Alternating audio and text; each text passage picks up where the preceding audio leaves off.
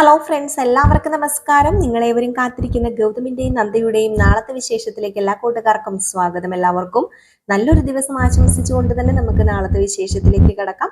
അതിനു മുമ്പായിട്ട് ആരെങ്കിലും നമ്മുടെ ഈ ചാനൽ ആദ്യമായിട്ട് കാണുന്നുണ്ടെങ്കിൽ ഇതുവരെ നിങ്ങൾ സബ്സ്ക്രൈബ് ഒന്നും ചെയ്ത് വെച്ചിട്ടില്ലെങ്കിൽ ഒന്ന് സബ്സ്ക്രൈബ് ചെയ്ത് വെച്ചോളൂ. ഒപ്പം നമ്മുടെ വീഡിയോ ഇഷ്ടപ്പെടുകയാണെങ്കിൽ ഒരു ലൈക്ക് അടിച്ചിട്ടേ പോകാവുള്ളേ. അപ്പം നമുക്ക് നേരെ നാളത്തെ വിശേഷത്തിലേക്ക് തന്നെ കടക്കാം. അങ്ങനെ നമ്മുടെ ഗൗതമും നന്ദയും തമ്മിലുള്ള ഏറ്റുമുട്ടൽ നടന്നുകൊണ്ടേയിരിക്കുകയാണ്.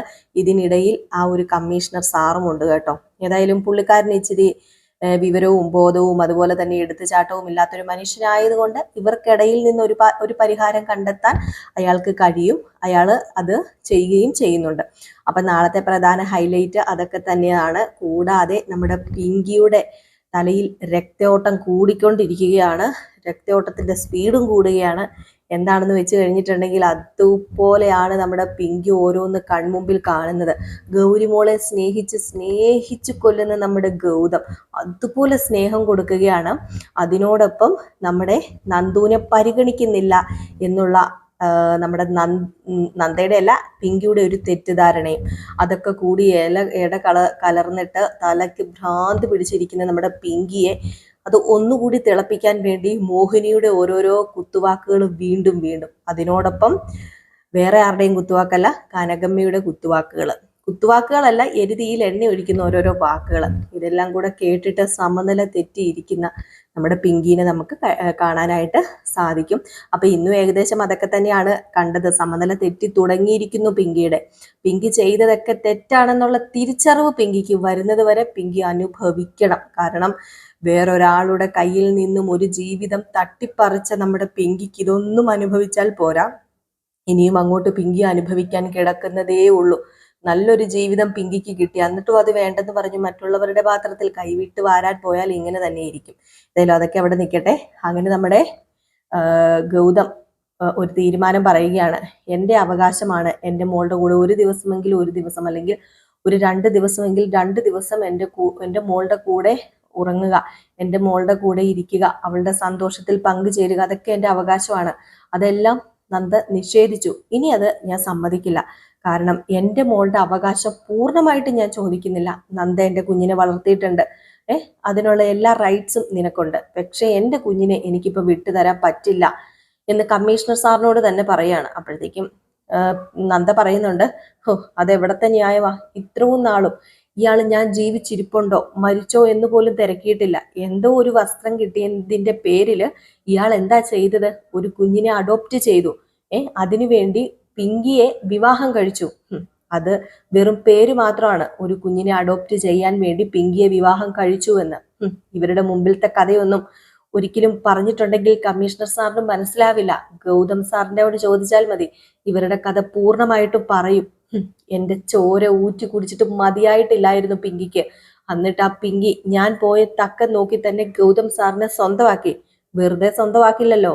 ഏതായാലും ഗൗതം സാറിന്റെ സമ്മതമില്ലാതെ ഒരിക്കലും സ്വന്തമാവില്ലല്ലോ എന്ന് പറഞ്ഞപ്പോഴത്തേക്കും ഇതൊക്കെ കേട്ടിട്ട് വീണ്ടും നമ്മുടെ ഗൗതമിന് ദേഷ്യം വന്നിട്ട്, നിർത്ത്. ഇതുവരെ ഞാൻ എൻ്റെ ഭാര്യയുടെ സ്ഥാനത്ത് കണ്ടിട്ടില്ല അവളെ. എൻ്റെ കുട്ടിയുടെ അമ്മയുടെ സ്ഥാനത്ത് ഞാൻ കണ്ടിട്ടുണ്ട്. പക്ഷെ ഒരിക്കലും ഒരു ഭാര്യയുടെ സ്ഥാനത്ത് കാണുകയോ ഒരു ഭർത്താവ് ചെയ്യേണ്ട ധർമ്മങ്ങൾ ചെയ്യുകയോ ചെയ്തിട്ടില്ല.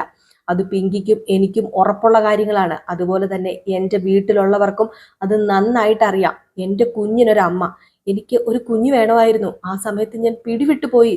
എൻ്റെ കുഞ്ഞിനെ നീ കൊന്നു കളഞ്ഞില്ലേ? ഇതുകൂടെ കേട്ടപ്പോഴത്തേക്കും നന്ദ പറഞ്ഞു, നിർത്ത്. ഇനി ആ വേർഡ് നിങ്ങൾ ഉപയോഗിച്ചു പോകരുത്. നിങ്ങളുടെ കുഞ്ഞിനെ ഞാനല്ല കൊന്നത്, നിങ്ങളാ കൊന്നത്. അറിയാമോ കമ്മീഷണർ സാറിന്? ഒരു വാശിപ്പുറത്ത് ഞാൻ ഇറങ്ങി പോകാൻ തുടങ്ങിയപ്പോൾ ഞാൻ എങ്ങോട്ടേക്ക് പോകുമെന്ന് പോലും ഇയാൾ ചിന്തിച്ചില്ല. ഇയാൾക്കറിയാലോ എനിക്ക് വീടില്ല, വീട്ടുകാരില്ല, ബന്ധുക്കളില്ല. എന്നിട്ടും ഇയാൾ എങ്ങോട്ട് പോകുന്നോ എന്നൊന്നും ചിന്തിക്കാതെ ഒരു ബാഗ് എടുത്ത് എന്നെയും എൻ്റെ കുഞ്ഞിനെയും ആ വീട്ടിൽ നിന്ന് ഇറക്കി വിട്ടു. അന്ന് എന്തുകൊണ്ട് ചിന്തിച്ചില്ല? നിങ്ങൾക്കൊരു കുഞ്ഞുണ്ട്, നിങ്ങൾക്കൊരു ഭാര്യയുണ്ട്, അവൾ എങ്ങോട്ട് പോകുമെന്ന് ചിന്തിച്ചില്ലല്ലോ. അപ്പൊ ഇതിനൊക്കെ ഇടയിൽ കിടന്ന് നമ്മുടെ കമ്മീഷണർ പറയുന്നുണ്ട്, നിങ്ങൾ മിണ്ടാതിരിക്കുക. നിങ്ങൾ കഴിഞ്ഞു പോയ കാര്യം ഇനി പറയാതെ ഇനി മുന്നോട്ടേക്കുള്ള കാര്യം മാത്രം സംസാരിക്കുക. കഴിഞ്ഞു പോയത് പോട്ടെ ഗൗതം, അത് പോയ കാര്യങ്ങളാണ്. പിന്നെ ഗൗതം ഒന്ന് മനസ്സിലാക്കണം, നന്ദയെ ഇങ്ങനെ തള്ളി പറയുന്നതിൽ എന്ത് അർത്ഥമാണുള്ളത്? നിങ്ങളുടെ കുഞ്ഞിനെ വേണമെങ്കിൽ ഇല്ലാതാക്കായിരുന്നു. ആരുമില്ലാതെ ഒരു കുഞ്ഞിനെ വളർത്തുക എന്ന് പറഞ്ഞാൽ അത് നിസ്സാര കാര്യമൊന്നുമല്ല. നന്ദ ആരുമില്ലാതെ ഒരു കുഞ്ഞിനെ ഇത്രയും വളർത്തി, ആ കുഞ്ഞിന് ഇപ്പൊ എത്ര വയസ്സായി? അത്രയും വയസ്സ് വരെ ആരുമില്ലാതെ ഒരു അല്ലലുമില്ലാതെ ആ കുഞ്ഞിനെ വളർത്തിയില്ലേ? നിങ്ങളുടെ കുഞ്ഞായിട്ട് തന്നെയാ വളർത്തിയത്. ഇതുവരെ വേറെ ഒരു അച്ഛനെയും ചൂണ്ടിക്കാണിച്ചു കൊടുത്തിട്ടില്ല. അപ്പം പിന്നെ എങ്ങനെ നന്ദ തെറ്റുകാരിയാകും?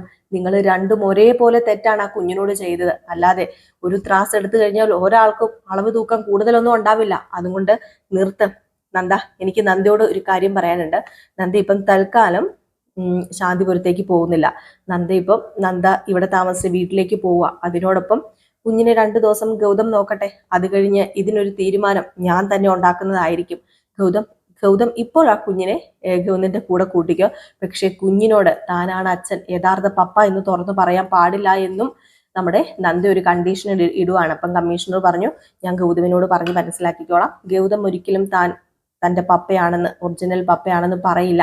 അത് ഞാൻ ഗൗതമിനോട് പറഞ്ഞോളാന്ന് പറയാം. അങ്ങനെ വളരെ വിഷമത്തോടു കൂടിയാണ് അവിടെ നിന്ന് നമ്മുടെ നന്ദ പോകുന്നത്, വീട്ടിലേക്ക് പോകുന്നത്. ശാന്തിപുരത്തിലേക്കല്ല, വീട്ടിലേക്ക് പോകുന്നത്.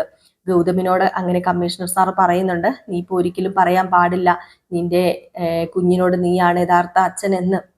അതിനൊക്കെ ഇനിയും ഒരുപാട് സമയങ്ങൾ കിടപ്പുണ്ട്, നമുക്ക് പറയാം. ഇനിയിപ്പം വേവോളം കാത്തില്ലേ, 6 കാക്കാനാണോ ഗൗതം കഴിയാത്തത് എന്ന് ഗൗതമിനോട് ചോദിക്കുകയാണ്. ഈ സമയത്താണെങ്കിലോ നമ്മുടെ ഗൗരിമോളുടെ അടുത്ത് ലക്ഷ്മിക്ക് പോകണമെന്നുണ്ട്. പക്ഷെ അവിടെ പോകാനും സാധിക്കുന്നില്ല. അങ്ങനെ ഒരു അവസ്ഥ. പക്ഷെ നന്ദുമോനും ഗൗരിമോളും ഭയങ്കര കൂട്ടാണ് കേട്ടോ. അങ്ങനെ നന്ദുമോനാണെങ്കിൽ ഗൗരിമോളെ ഓരോ കാര്യങ്ങൾ നടന്ന് കാണിക്കുകയും പരിചയപ്പെടുത്തുകയൊക്കെ ചെയ്യുന്നുണ്ട്. ഇവരുടെ ആ ഒരു കൂട്ട് കണ്ടപ്പോഴത്തേക്കും നമ്മുടെ ലക്ഷ്മിക്കും വലിയൊരു ആശ്വാസം ഉണ്ട്. എങ്കിലും പിങ്കി അവിടെ വല്ലാണ്ടായി പോവുകയാണ്. അങ്ങനെ പിങ്കി ഇതൊക്കെ സഹിക്കാനാകാതെ നമ്മുടെ ലക്ഷ്മിയോട് പരാതി പറയാൻ ചെല്ല. എനിക്കിനിയിപ്പം അമ്മായി അല്ലാതെ വേറെ ആരുമില്ല പരാതി പറയാന്. ഞാൻ വല്യമ്മയോട് പറയണമെന്ന് ഓർത്തിരുന്ന, പക്ഷെ വല്യമ്മ പോയി. എല്ലാ പ്രതിസന്ധിയും എന്നെ തനിച്ചേൽപ്പിച്ചിട്ട് വല്യമ്മ പോയി. ഞാനൊരു കാര്യം ചോദിച്ചോട്ടെ, ഇനി എന്റെ റോള് അമ്മായിക്ക് പറഞ്ഞു തരാൻ പറ്റുമോ? ഞാനിവിടെ ആരാ? ഗൗതമിനെല്ലാം കിട്ടി. ഇപ്പം സ്വന്തം രക്തത്തിലൊരു കുഞ്ഞ്, ഇനി ഭാര്യ. എങ്ങനെ നന്ദ ഇങ്ങോട്ടേക്ക് കയറി വരില്ലെന്ന് പറയാൻ പറ്റും? അമ്മായിക്ക് അത് പറയാൻ പറ്റുമോ? നന്ദ ഈ വീട്ടിലേക്ക് കയറി വരില്ല എന്ന് അമ്മായിക്ക് പറയാൻ പറ്റുമോ? തന്റെ കുഞ്ഞ് ഇവിടെ ഉള്ളിടത്തോളം കാലം, അങ്ങനെ ഒരു ബന്ധം ഇവിടെ ഉള്ളിടത്തോളം കാലം ഗൗതമിന് നന്ദയെ മാറ്റി നിർത്താൻ പറ്റില്ല. അവർക്കിടയിലുള്ള ബന്ധത്തിന്റെ ആ ഒരു ദൃഢത കൂട്ടാൻ വേണ്ടി തന്നെയാണ് ഇപ്പോൾ ഗൗരിമോളെ നന്ദ ഇങ്ങോട്ട് പറഞ്ഞു വിട്ടിരിക്കുന്നത് എന്നൊക്കെ പറഞ്ഞപ്പോഴത്തേക്കും ലക്ഷ്മിക്ക് ഒന്നും പറയാനില്ല. ലക്ഷ്മി പറഞ്ഞു, മോളെ നീ സമാധാനപ്പെട്. എന്ത് സമാധാനപ്പെടാന്ന് പറഞ്ഞിട്ട് ലക്ഷ്മിനെ കെട്ടിപ്പിടിച്ച് ഇങ്ങനെ കരയാം. എല്ലാവരും കൂടെ എൻ്റെ കുഞ്ഞിനെ എല്ലാവരും കൂടെ തള്ളിക്കളയുവോ? അനാഥനാന്നുള്ള പേരിൽ എൻ്റെ കുഞ്ഞിനെ പരിഗണിക്കാതെ ഇരിക്കുവോ എന്നുള്ള ചിന്തയും വെപ്രാളവും ഒക്കെ പിങ്കിക്ക് വരികയാണ്. ഈ സമയത്ത് നമ്മുടെ ഗൗതം എത്തുകയാണ്, പോലീസ് സ്റ്റേഷനിൽ നിന്ന് എത്തുകയും വരുന്നതേ തന്നെ ഗൗരിമോളെ എന്നാണ് വിളിച്ചുകൊണ്ട് വരുന്നത്. പറയാനുണ്ടോ എൻ്റെ പൊന്നോ? പിന്നെ നമ്മുടെ വിങ്കിയുടെ സമനില വീണ്ടും തെറ്റി. ഗൗരിമോള് മനസ്സിലാട്ടോ പറയുന്നത്. ഇത്രയും നാളും നന്ദുമോനെന്ന് വിളിച്ചോണ്ട് വന്ന ആളിപ്പോ ഗൗരിമോളെന്ന് വിളിക്കുന്നു. എനിക്ക് കാണുമ്പോ സഹിക്കാൻ പറ്റുന്നില്ല. എൻ്റെ കുഞ്ഞിനെ അവഗണിക്കാൻ ശ്രമിക്കുക. സമ്മതിക്കില്ല, ഞാൻ ഒരിക്കലും സമ്മതിക്കില്ല. ഈ പിങ്കിക്ക് പഴയ പിങ്കിയാകാനേ അത്രയ്ക്ക് താമസമൊന്നുമില്ല. ഈ പിങ്കിക്ക് വേണേ പഴയ പിങ്കിയാകാൻ വീണ്ടും പറ്റും. എൻ്റെ മോന് വേണ്ടി മാത്രമാ ഇത്രയും ഞാൻ നല്ലൊരു അമ്മ എന്ന നിലയിൽ മാത്രം നിന്നത്. പക്ഷെ എൻ്റെ ജീവിതവും എൻ്റെ മോന്റെ ജീവിതവും തകർക്കാൻ വരുന്നവരെ തകർത്ത് തരിപ്പണമാക്കാൻ എനിക്കറിയാം എന്നൊക്കെ ഇങ്ങനെ മനസ്സിലിങ്ങനെ പറയാണ് കേട്ടോ. എന്തായാലും മോഹിനി ഇത് കണ്ടിട്ട്, എന്താ പിങ്കി നീ ഇങ്ങനെ നോക്കി നിൽക്കുന്നത്? കാണ്, നീ തന്നെ ഇത് കാണണം. കാരണം എല്ലാം വരുത്തി വെച്ച ഒരേ ഒരാൾ പിങ്കി നീയാണ്. നീ എന്തിനാണ് ഇതൊക്കെ ചെയ്തു കൂട്ടിയത്? നിനക്ക് വല്ല കാര്യം ഉണ്ടായിരുന്നോ? നിന്റെ മകന്റെ കാല് ശരിയാക്കാൻ വന്ന നന്ദ ഇനി നിന്റെ 2 കാലും തല്ലിയൊടിച്ച് നിന്നെ ഏതേലും മൂലയ്ക്ക് ഒതുക്കിയിട്ടിട്ട് അവരൊരു കുടുംബജീവിതം നയിക്കും. ഈ പറയുന്ന നന്ദുവിനറിയാലോ നന്ദയോടുള്ള സ്നേഹം എന്താണെന്ന്. ദത്തുപുത്രനൊക്കെയാണ്, എങ്കിലും നന്ദയെ ഭയങ്കര ഇഷ്ടമാണ്. ഒരു തരത്തിൽ നോക്കി കഴിഞ്ഞിട്ടുണ്ടെങ്കിൽ പിങ്കിയുടെ ത്രാസ് എപ്പോഴും താന്നു തന്നെ നിൽക്കത്തുള്ളൂ. ഇപ്പോഴും ഉയർന്നു നിൽക്കുന്നത് നന്ദയുടെ ത്രാസ് തന്നെയാണ്. സ്വന്തം ഭർത്താവ്, സ്വന്തം രക്തത്തിൽ പിറന്ന കുഞ്ഞ്, ഒരു ദത്തുപുത്രൻ, ഇതെല്ലാം നന്ദയുടെ കൈവക്കിലാകും. നോക്കിക്കോ നീ അതിനു മുമ്പ് എന്തെങ്കിലും ചെയ്തില്ല എങ്കിൽ എല്ലാം കൈവിട്ടു പോകുമെന്നൊക്കെ പറയുന്നു. വീണ്ടും വീണ്ടും നമ്മുടെ പിങ്കിയുടെ സമനില തെറ്റുന്നു. ഈ സമയത്താണെങ്കിലോ നമ്മുടെ ഗൗരിമോളെ തൊട്ടടുത്ത് കിടത്തി താരാട്ടുപാട്ടൊക്കെ പാടുകയും കഥ പറഞ്ഞു കൊടുക്കുകയും ചെയ്യുന്നു. അപ്പൊ അവിടെ നന്ദുവായിട്ട് പിങ്കി വരുമ്പം ഈ കാഴ്ചയാണ് കാണുന്നത്. അങ്ങനെ നമ്മുടെ നന്ദു ഓടി വരാൻ തുടങ്ങുമ്പോഴത്തേക്കും പതിയെ ഇനി ഉറങ്ങുക, മോളുറങ്ങുക എന്നുള്ള രീതിയിൽ സംസാരിക്കുമ്പോൾ ഇതൊക്കെ കാണുമ്പോഴത്തേക്കും അതങ്ങോട്ട് അക്സെപ്റ്റ് ചെയ്യാൻ പറ്റാത്തൊരവസ്ഥ, അതൊക്കെ എങ്ങനെ ഉൾക്കൊള്ളും എന്ന് അറിയാൻ പറ്റത്തില്ലാത്തൊരവസ്ഥ. അതൊന്നും ഒരിക്കലും നമ്മുടെ പിങ്കിക്ക് പറ്റില്ല കണ്ടുകൊണ്ട് നിൽക്കാൻ. അങ്ങനെ പതിയെ ഉറങ്ങിക്കഴിഞ്ഞപ്പം വാന്ന് പറഞ്ഞ് പതിയെ വിളിച്ച് അടുത്ത് കിടത്താണ്. ഒരു കൈ ഗൗരിക്കും ഒരു തോള് നമ്മുടെ നന്ദുവിനും. ഈ സമയത്ത് പെട്ടെന്ന് നമ്മുടെ പിങ്കി ഓർക്കുന്നുണ്ട് കേട്ടോ, തൊട്ടടുത്ത് നന്ദ വന്നിരിക്കുന്നതും ഇവരുമായിട്ടുള്ള ചിരിയും കളിയും സന്തോഷവും ഒക്കെ ഓർക്കുകയാണ്. വല്ലാത്തൊരവസ്ഥയിലാണ് കേട്ടോ ഉള്ളത്.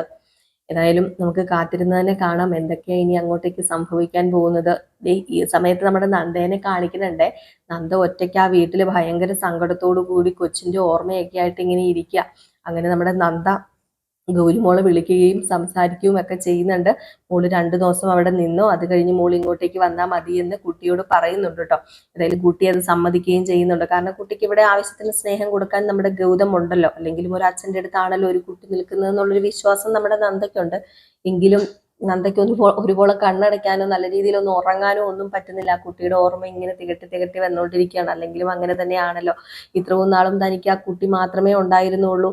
ഇപ്പോഴാണ് ആ കുട്ടിക്ക് അച്ഛനെ കിട്ടിയത്. ഇതുവരെ നമ്മുടെ നന്ദയാണ് വളർത്തിയത്. എന്നിട്ട് ഒരു ദിവസം മാറി നിൽക്കുമ്പോൾ നന്ദയുടെ ചങ്കിന്റെ പിടപ്പ് എന്താണെന്ന് നമുക്ക് ഓരോ അമ്മമാർക്കും അറിയാനായിട്ട് സാധിക്കും.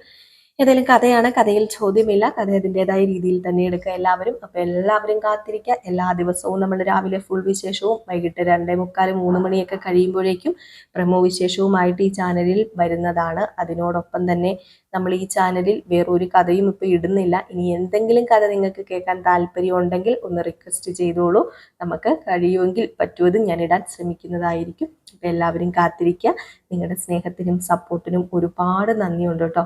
വീണ്ടും നിങ്ങളുടെ സ്നേഹവും സപ്പോർട്ടും ഒക്കെ ഇതേപടി ഇനി മുന്നോട്ടേക്ക് നമ്മുടെ ഓരോ വീഡിയോ ഇടുമ്പോഴും വീഡിയോ ഇടാനുള്ള പ്രചോദനം നിങ്ങളുടെ സ്നേഹവും സപ്പോർട്ടും ഒക്കെ തന്നെയാണ് കേട്ടോ. കമൻറ്റിലൂടെ നെഗറ്റീവ് ആണെങ്കിലും പോസിറ്റീവ് ആണെങ്കിലും ഒക്കെ നിങ്ങൾക്ക് പറയാനുള്ള അഭിപ്രായങ്ങൾ എഴുതി അറിയിച്ചോളൂ. Tata bye bye. ലൈക്ക് അടിച്ചിട്ട് പോണേ.